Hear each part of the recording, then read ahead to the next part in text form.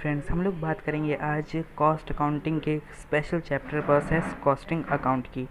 इस अकाउंट्स के अंदर हम लोग इसके सारे टॉपिक्स को इसी एक वीडियो में सीख जाएंगे। इसके लिए हम इसके अंदर सीखेंगे नॉर्मल लॉस अकाउंट, अब नॉर्मल लॉस अकाउंट, अब नॉर्मल गेन अकाउंट।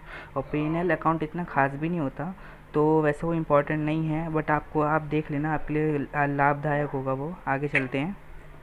तो इसमें हम आपके चेक करते हैं कि हमारा पहले तो एक ये मेन टॉपिक है, इसे ज़रूर आप याद कर लेना, इसे समझ लेना कि प्रोसेस कॉस्टिंग और जॉब कॉस्टिंग में क्या फ़र्क होता है। ठीक है, तो उसके आगे हम चलते हैं। इसमें हम लोग इस क्वेश्चन को सॉल्व करते हैं। इस क्वेश्चन को सॉल्व करते हैं हम सारे टॉपिक्स से सारे मेन सीख जाएंगे। इसमें सबसे पहला है फॉर्मेट। फॉर्मेट सिंपल सा है, हमारा पर्टिकुलर रहेगा, यूनिट्स रहेगा एंड साथ में उसका अमाउंट रहेगा। तो फॉर्मेट बहुत सिंपल है, फॉर्मेट में कोई दिक्कत नहीं है। ठीक है, अच्छा, अब इसमें नेक्स्ट है, सबसे पहले आपने क्वेश्चन देखा होगा।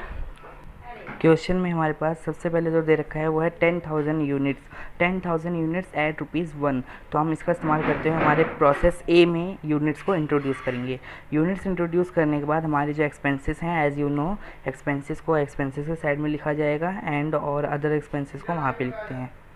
सिर्फ इस एक प्रोसेस ए अकाउंट से आप बाकी के प्रोसेस अकाउंट्स आराम से बना सकते हैं, कोई दिक्कत नहीं है, क्योंकि इनमें कोई ज़्यादा चेंजेस नहीं है। एक्सपेंसेस के नाम पे हमारे यहाँ पे आएंगे हमारा मटेरियल, लेबर और ओवरहेड्स और अदर एक्सपेंसेस जो हमारे मैन्युफैक्चर से रिलेटेड होते हैं। ठीक है, अब जब हम मैन्युफैक्चरिंग करते हैं हमारे लॉसेस भी होते हैं। वो लॉसेस होते हैं हमारे नॉर्मल लॉस और अब नॉर्मल लॉस, दोनों में फ़र्क क्या है वो मैं अभी बताता हूँ आपको। क्वेश्चन के मुताबिक हमें प्रोसेस ए अकाउंट में 3% का नॉर्मल लॉस दिया गया था। यानी इसका मतलब ये है कि हम ये मान के चलते हैं कि अगर हमारे पास 100 बंडल हैं तो उनमें से हमारे 3 बंडल तो ज़रूर ख़राब हो जाएंगे काम करते समय। तो इसलिए 3% का नॉर्मल लॉस के हिसाब से हमने ये अमाउंट बनाया।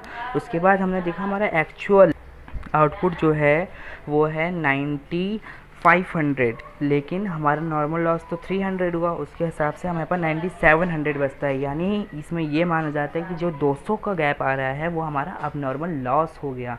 9500 एक्चुअल है, हमारे पास तो 9700 है, 200 का एक्चुअल हमारा अब नॉर्मल लॉस हो गया।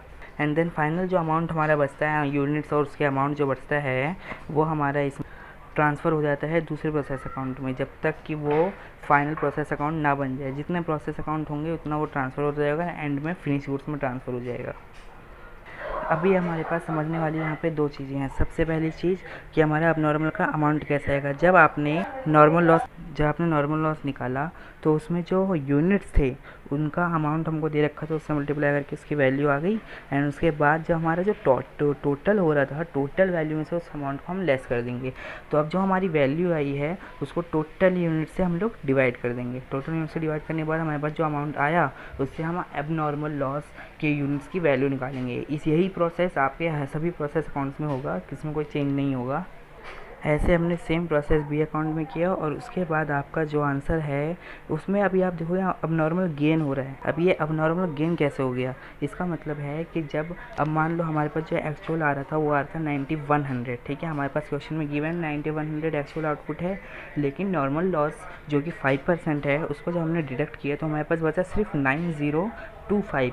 यानी हमारे पास एक्स्ट्रा कहाँ से आया, यानी हमारे पास मान लो कि हमारे पास अगर जो ख़राब निकले थे ना, ख़राब में से भी हमारे पास कुछ आइटम सही हो गए, सही निकले, जिन्हें बेचने से हमारे पास कुछ इनकम जनरेट हो गई। तो इसलिए उन आइटम्स को हम लोग अब नॉर्मल गेन कहते हैं, जो हमको इनकम उन आइटम्स को बेचने से हुई। स्क्रैप को, जैसे कबाड़ी वाले को घर पे कोई सामान ख़राब हो गया, कबाड़ी वाले को बेचा, 5-10 रुपये मिल गए, यानी हमको अब नॉर्मल गेन हो गया। प्रोसेस सिंपल ही है। नॉर्मल लॉस निकाल लेने के बाद हम टोटल अमाउंट में से नॉर्मल लॉस की वैल्यू को माइनस करेंगे एंड देन टोटल यूनिट्स को डिवाइड करके पर यूनिट वैल्यू निकालेंगे, और उसके बाद अब नॉर्मल गेन हटाने के बाद हमारा जो आंसर रहेगा उसे फिनिश गुड्स में ट्रांसफ़र कर दिया जाएगा। अब बारी है अब नॉर्मल लॉस अकाउंट की, अब नॉर्मल लॉस अकाउंट की और अब नॉर्मल गेन अकाउंट की। तो इसमें सिंपल सबसे पहले हम देखेंगे नॉर्मल लॉस अकाउंट। हमको कुछ नहीं करना इन तीनों अकाउंट में, सिर्फ जो एंट्रीज हमने प्रोसेस अकाउंट्स में डाली हैं उन्हीं का वाइस वर्सा करना है। यहाँ पे आप तो रूल जानते ही हैं ना कि every entry has double entry, मतलब कि सबका डबल इफेक्ट होता है। उसी हिसाब से वहाँ पर जो एंट्री होगा उसका यहाँ पर रिवर्स इफेक्ट होगा, उसके हिसाब से हमने यहाँ पर डाल दिया। अब देखो नॉर्मल लॉस अकाउंट में हमारा प्रोसेस ए और प्रोसेस बी के हिसाब से हमारा ये अमाउंट्स आए, ठीक है। और जब हमने स्क्रैप में इनको बेचा तो हमारे पास ये वैल्यू है, लेकिन यहाँ पे एक ध्यान देने वाली बात है, यहाँ पे ध्यान रखो। यहाँ पे क्या दिक्कत है, यहाँ पे जो हमारा बी से निकला था हमारे पास निकले थे 475, बट अभी भी हमने देखा कि यहाँ पे हमें गेन भी तो हुआ है। हमने स्क्रैप वैल्यू बेची, जो हमारे पास स्क्रैप निकला 475 का, उसमें से हमारे पास वैल्यू बच गई, इसलिए वो अब नॉर्मल गेन अकाउंट में जाएगी। ये वैल्यूज़ हमने दी हुई अमाउंट से ही निकाले हुए हैं, जो हमको दे रखा था ना कि वो 0.25 पैसे 0.50 पैसे से मल्टीप्लाई होगा, उसी से हमने निकाली है। अब है हमारा अब नॉर्मल लॉस अकाउंट, हमने वही वाइस वर्सा करना है, जो हमने प्रोसेस में डाला था उसी का रिवर्स इफेक्ट यहाँ पे आएगा। तो टू प्रोसेस ए अकाउंट से हमारा 200 350 ये हो गया, और उसके बाद हमारे पास जो वैल्यू है उसका हम स्क्रैप वैल्यू निकालेंगे, उसको माइनस करके जो हमारे को लॉस हो गया वो हम P&L अकाउंट में डाल देंगे। उसके बाद अब नॉर्मल गेन अकाउंट में आप डालेंगे vice versa entries, reverse entry डालेंगे दोनों अकाउंट से, और उसके बाद जो गैप रह जाएगा वो P&L अकाउंट में जाएगा, या तो नाइदर प्रॉफिट होगा और या फिर लॉस होगा। ओके।